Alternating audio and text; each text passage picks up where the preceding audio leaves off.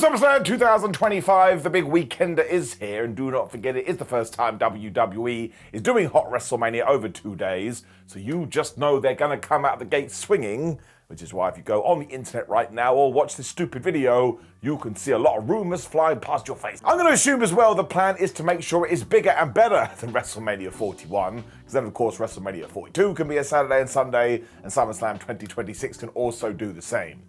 Pro Bowl Rumble and the Survivor Series, and then there will never be time to do anything else but watch pro wrestling. Anyway, let's go back to those rumors and get into it. The first one, which I'm seeing everywhere, especially on social media, probably because somebody made it up one day, is that The Rock will return and he'll screw over John Cena. Now, there's just no way, right? I'm saying it right now, I'm making my call, I'll probably be wrong. Now, I do think within the next 7 to 10 days, John Cena will be a babyface again, but I don't think it's because the final boss is going to walk to the ring during his main event with Cody Rhodes and cost him the WWE title, mostly because that is 2 + 2 = potato, and it doesn't make any sense. Like, if The Rock was then, I did that, John, because you disappointed me, Cena could go, what are you talking about, you absolute maniac? I was the champion, and the only reason I lost it is because you boned me over. I just think a much easier way to turn John back to the good side is for him to go, man, I really made a mistake here. Sorry, Cody Rhodes. Out comes Logan Paul. You do the Logan Paul-John Cena match, which WWE has been teasing for ages.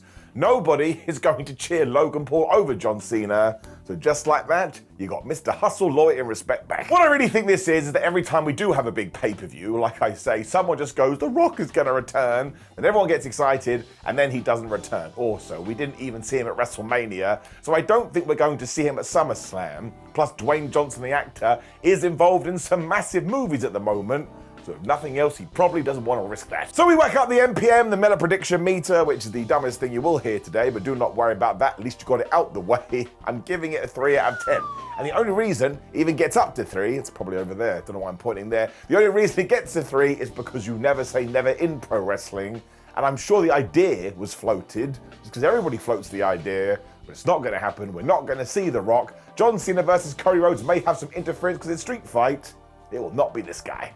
Which moves us on to this idea that Seth Rollins is going to cash in, and everybody has been talking about this ever since Saturday night's main event, because of course, that may have been a shoot that turned into work, that was turned into an extra work. Or if you haven't heard this crazy speculation, it is that Seth Rollins tweaked his knee, and then somebody decided, well, we can injure you properly at Saturday night's main event, then you can vanish from television when, ha-ha, as Ricochet would say, you come back at SummerSlam and you cash in, and nobody will see it coming.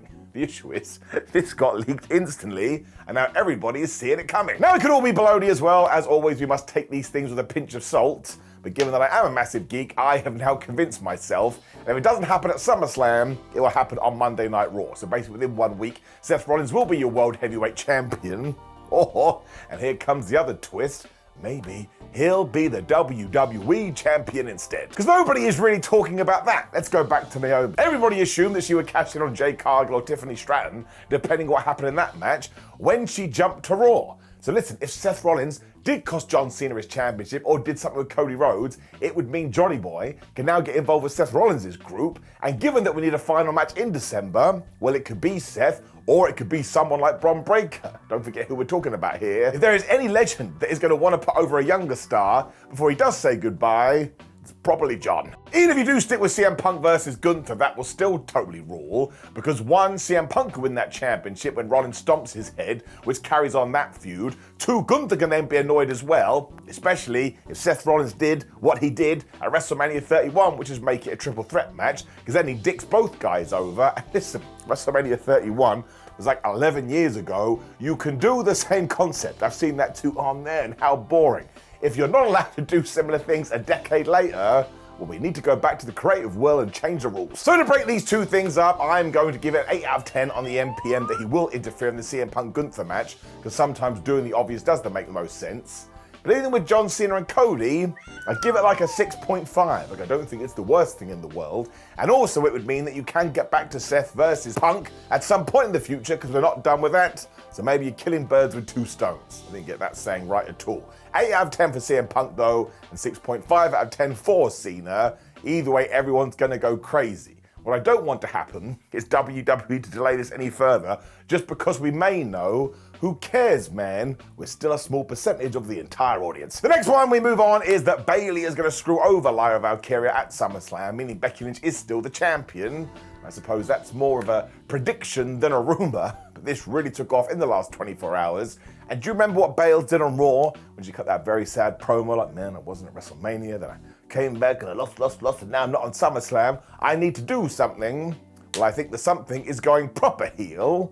I'm actually quite excited about it.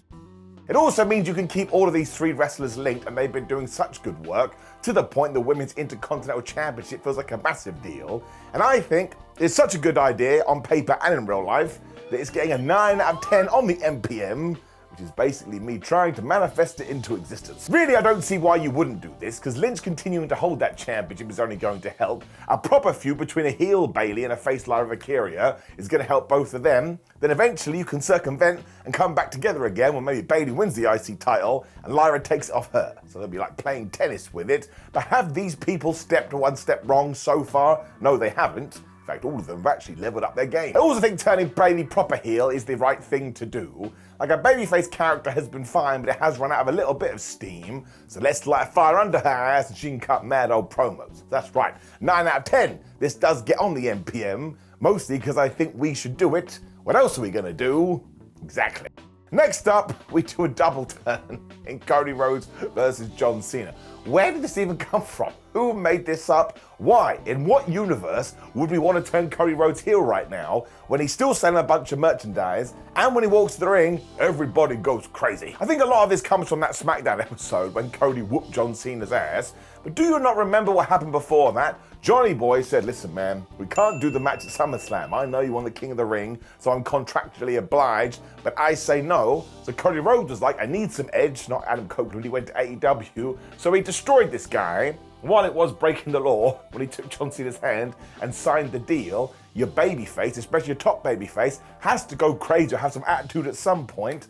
Otherwise, people will think he's a wet blanket. I really do think it'd be totally mad if WWE did this, because as we always talk about, wrestling goes on for 52 weeks of the year. At one point, you'll smell the air and you go, dudes, we gotta turn Cody Rhodes heel, but that can happen months down the line, and you can do it at another event, which is going to make that moment mean even more than just doing it here because it's something to do. It really would be rushing if we pulled the trigger, especially because Cody Rhodes winning the WWE Championship would be a moment. I understand that WWE is going to want to have a lot of moments on this show to say, see, it is like WrestleMania, but this is not it. It is Cody getting that belt back and John Cena probably having a, I'm so sorry face, giving it a 2 out of 10. And again, the only reason it gets up to 2 is because you never know, maybe Vince Russo walks into the house. Do not do a swerve for the sake of a swerve.